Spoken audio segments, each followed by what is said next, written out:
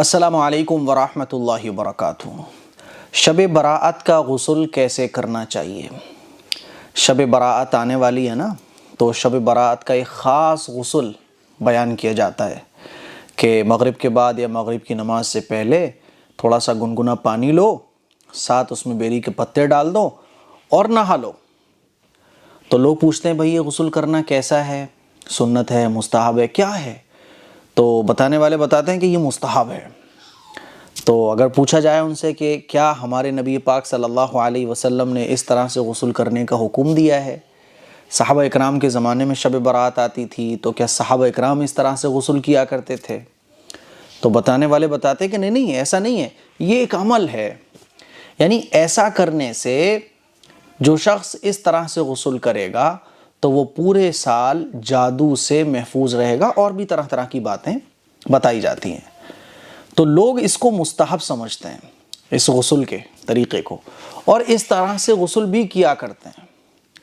میرے عزیز بھائیوں، میری بہنوں، جب آپ یہ بات سمجھ گئے، آپ نے بھی وہ ویڈیوز ضرور دیکھی ہوں گی جو سوشل میڈیا پہ شب براءت کے غسل سے متعلق خوب چلتی ہیں۔ بیری کے پتے ساتھ گنگنے پانی میں ڈال دو اور شب برات کو مغرب کی نماز کے بعد یا مغرب کی نماز سے پہلے نہا لو، تو یہ ہو جائے گا، وہ ہو جائے گا۔ اچھا، لوگ یہ کہتے ہیں کہ یہ مستحب ہے، یعنی ایک عمل ہے یہ۔ میرے عزیز بھائیوں، میری بہنوں، اب آپ ٹھنڈے دماغ کے ساتھ، آپ اگر بریلوی ہو تو تھوڑی دیر کے لیے بھول جاؤ کہ آپ بریلوی ہو، اگر آپ دیوبندی ہو تو تھوڑی دیر کے لیے بھول جاؤ کہ آپ دیوبندی ہو، آپ جو بھی ہو تھوڑی دیر کے لیے سب بھول جاؤ۔ تھوڑی دیر کے لیے آپ اپنے آپ کو بس یہ سوچ لو کہ مجھے رسول اکرم صلی اللہ علیہ وسلم کے طریقے کو فالو کرنا ہے۔ اب مجھے آپ یہ بتاؤ کہ ہمارے نبی کے بتائے ہوئے اعمال کیا کم ہیں جو ہم اس طرح کی چیزوں کو فالو کریں؟ ہمارے نبی کریم صلی اللہ علیہ وسلم نے ارشاد فرمایا کہ جو شخص صبح کو آیت الکرسی پڑھتا ہے تو وہ شام تک جادو جنات کے شیاطین کے اثر سے محفوظ رہتا ہے۔ جو شام کو آیت الکرسی پڑھتا ہے وہ صبح تک جادو جنات شیاطین کے اثر سے محفوظ رہتا ہے۔ حضور نے ارشاد فرمایا کہ جنت سے ایک قدم دور ہے وہ شخص جو ہر نماز کے بعد آیت الکرسی پڑھتا ہے۔ حضور نے ارشاد فرمایا کہ دونوں قل اگر صبح شام پڑھ لو تو جادو جنات کا کوئی بھی اثر تمہارے اوپر نہیں کرے گا۔ حضور نے ارشاد فرمایا کہ جس شخص کو یہ لگے کہ اس کے اوپر اثر ہے تو وہ دونوں قل صبح شام پڑھ کر اپنے اوپر دم کرے۔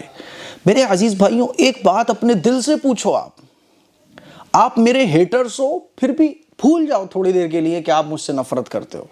ایک بات ذرا سوچو کہ ہمارے نبی کریم صلی اللہ علیہ وسلم کے طریقے ہمارے سامنے یوں بکھرے ہوئے ہیں، پھیلے ہوئے ہیں۔ ہمارے سامنے حضور کا طریقہ موجود ہے، حضور کا بتایا ہوا عمل موجود ہے، ہمارے نبی کی بتائی ہوئی باتیں ہمارے سامنے، تو ہم تھرڈ پارٹی کی چیزوں کو کیوں فالو کریں گے بھائی؟ ایک آدمی بتا رہا ہے کہ بیری کے پتے ساتھ ڈالو پانی میں اور مغرب کی نماز کے بعد شب برات پہ نہا لو مغرب کی نماز سے پہلے، وہ کہہ رہا ہے کہ یہ عمل ہے۔ ارے تو بھائی اس عمل کو ہم کیوں کریں گے؟ تھرڈ پارٹی کا عمل ہم کیوں کریں جبکہ ہمارے سامنے رسول اکرم صلی اللہ علیہ وسلم کا بتایا ہوا طریقہ موجود ہے؟ تو پہلی چیز آپ یہ بتاؤ مجھے، دو چیزیں آپ کے سامنے، ایک حضور کا طریقہ اور ایک تھرڈ پارٹی، یعنی وہ چیز حضور کی بتائی ہوئی نہیں ہے۔ ٹھیک ہے وہ جائز ہے، لیکن جب حضور کا طریقہ ہمارے سامنے موجود ہے تو وہ چیز جو حضور کی بتائی ہوئی ہے وہ ہم فالو کریں گے یا وہ چیز جو حضور نے نہیں بتائی؟ فیصلہ آپ کیجئے گا۔ اب کیا ہو رہا ہے کہ لوگ شب برات کو غسل کا بڑا اہتمام کرتے ہیں، حالانکہ شب برات کا کوئی بھی خاص غسل ہے ہی نہیں ہے۔ تو ایک بڑا نقصان یہ ہے کہ جو چیز سنت نہیں ہے، آدھی سے زیادہ جنتا جو شب برات پر غسل کرتی ہے بیری کے پتے ڈال کے، وہ اس کو یہ سمجھتی ہے کہ یہ سنت ہے، اسی لیے لوگ بڑے اہتمام کے ساتھ غسل کرتے ہیں۔ غسل آپ کبھی بھی کرو، صبح کرو، شام کرو، کوئی مسئلہ نہیں ہے، لیکن آپ شب برات کا کوئی خاص غسل سمجھ رہے ہو، شب برات کو غسل کرنے کو مسنون سمجھ رہے ہو، تو جو چیز سنت نہ تھی آپ نے اس کو سنت سمجھ لیا۔ اسی کو کہا جاتا ہے بدعت، اسی کو کہا جاتا ہے دین کی خرابی۔